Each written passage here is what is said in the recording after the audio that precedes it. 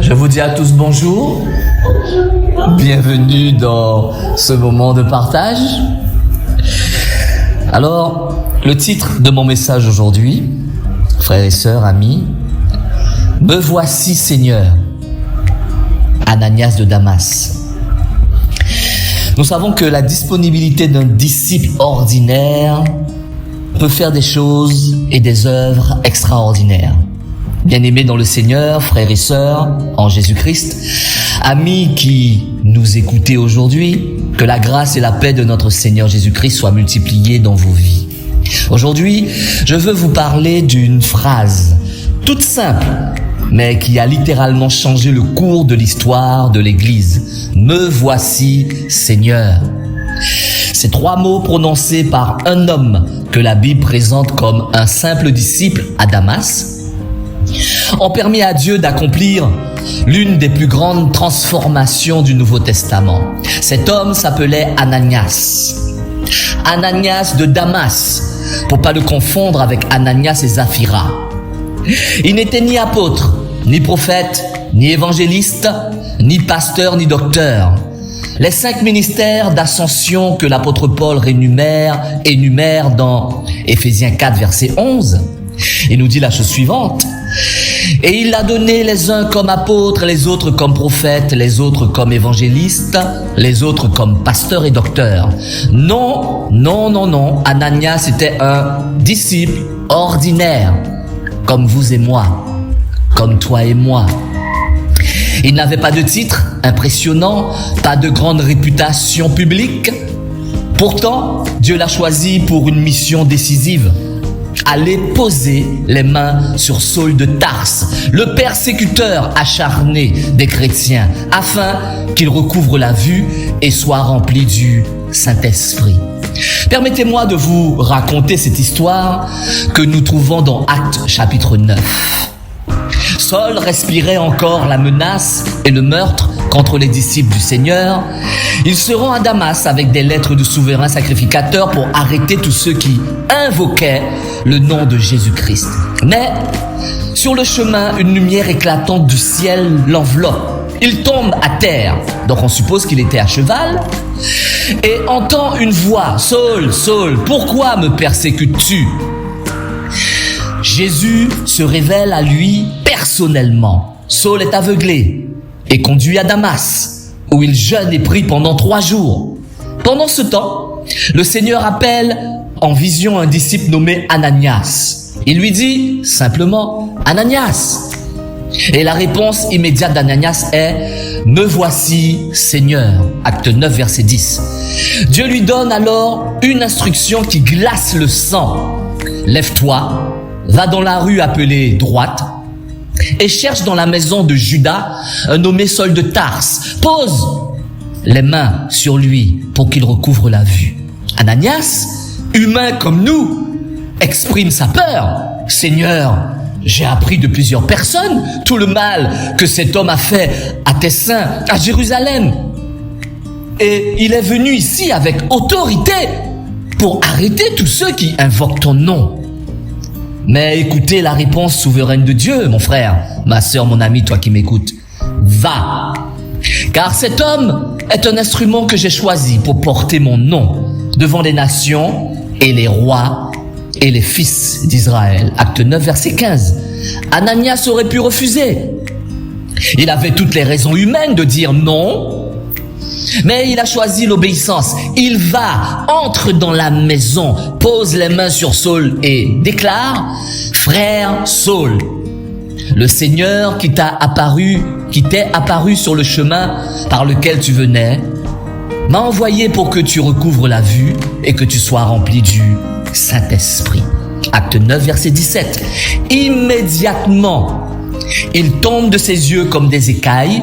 Saul recouvre la vue, se lève et est baptisé par Ananias de Damas et devient l'apôtre Paul, l'instrument le plus utilisé pour l'expansion de l'évangile parmi les nations.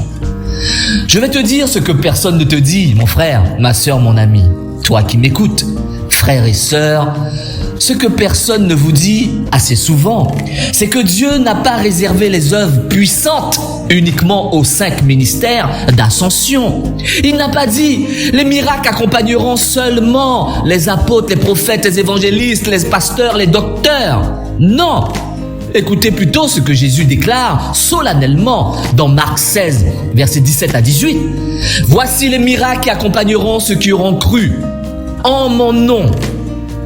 Ils chasseront les démons, ils parleront de nouvelles langues, ils saisiront les serpents, s'ils boivent quelques breuvages mortels, il ne leur fera point de mal, ils imposeront les mains aux malades et les malades seront guéris. » Il n'est pas dit le pasteur, l'apôtre, le prophète, non.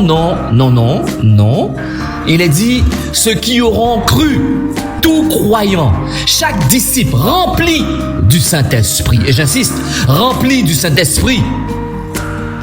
Et Jésus va plus loin. Dans Jean 14, verset 12. En vérité, je vous le dis, celui qui croit en moi fera aussi les œuvres que je fais. Et il en fera de plus grandes, parce que je m'en vais au Père. Celui qui croit, pas seulement les professionnels du ministère, pas seulement ceux qui ont un titre ou un diplôme théologique, toi et moi. Si nous croyons vraiment, nous sommes appelés à faire les œuvres de Jésus, et même de plus grandes. Ananias nous le prouve. Un disciple ordinaire, disponible, obéissant, devient l'instrument par lequel Dieu convertit et lance le plus grand ministère, le plus grand missionnaire de l'histoire.